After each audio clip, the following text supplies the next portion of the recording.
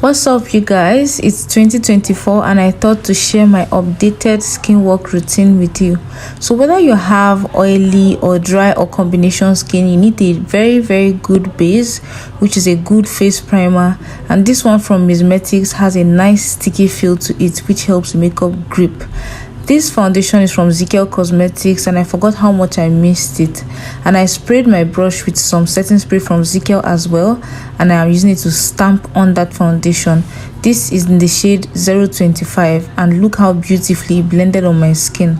I applied the Skin Fit concealer still from Cosmetics onto my under eyes, nose bridge, forehead, cupid's bow and chin, and then I went on ahead to apply the blush still from in their collaboration with Ginica, and a dark concealer to contour my cheeks. Now I am using a sponge to start out by blending contour first, then I went in with a brush to blend out the blush, all this while giving the concealer some time to set and give me more coverage. Then I went on to blend other areas of my face, which is forehead, nose bridge, chin, mustache area, before I go on ahead to blend my under eye. Now this trick I'm telling you about, I have always seen that you should give your concealer some time to sit and to give you fuller coverage, but then this particular one is after allowing it to sit and you've blended it out properly, instead of going to blend the other eye and then coming to set them together, blend just one eye.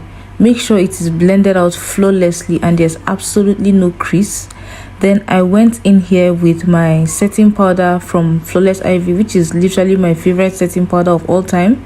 It works for both those with oily, combination and dry skin. Now while still looking up, I'm going to use my setting powder to set underneath my eyes, and this is going to prevent any form of creasing and set it flawlessly.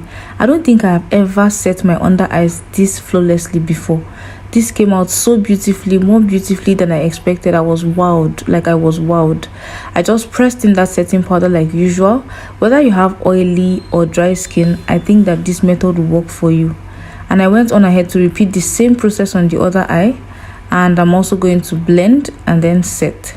Now I should also explain that if you have oily skin, after the setting process you can go on ahead to put an extra layer of setting powder to bake, that is to catch excess oil. But for people like us that have combination to dry skin, one layer of setting powder is perfectly okay.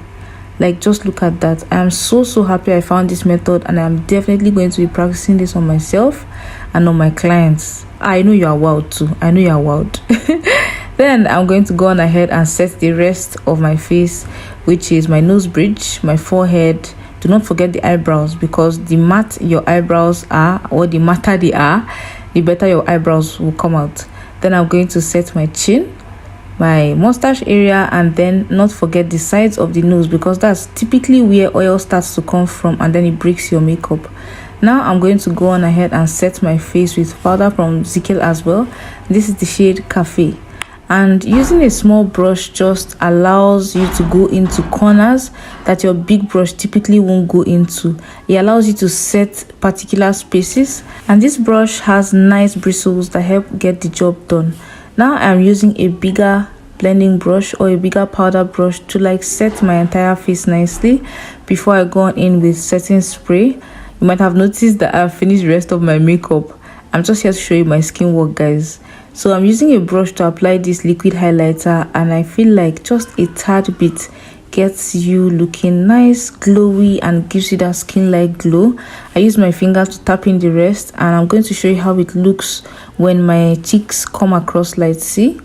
Now I'm going to set it with a golden highlighter from Cosmetics and a tiny brush, because I don't want that highlighter to scatter and be everywhere.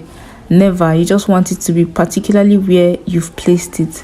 And I'm going to go on ahead and highlight the tip of my nose and the nose bridge as well. I would also highlight my chin. I won't highlight my cupid's bow because I've been loving overlining my lips while applying lipstick, so let's leave that cupid's bow area. Now this is my lips all done, and this is the final look. I think I love how this skin work came out. I really love this foundation, and I forgot how much I loved it. Tell me what you think of this skin work, if you'll be trying out any of my techniques, and remember to like, comment and subscribe, and I'll see you in my next video. Bye.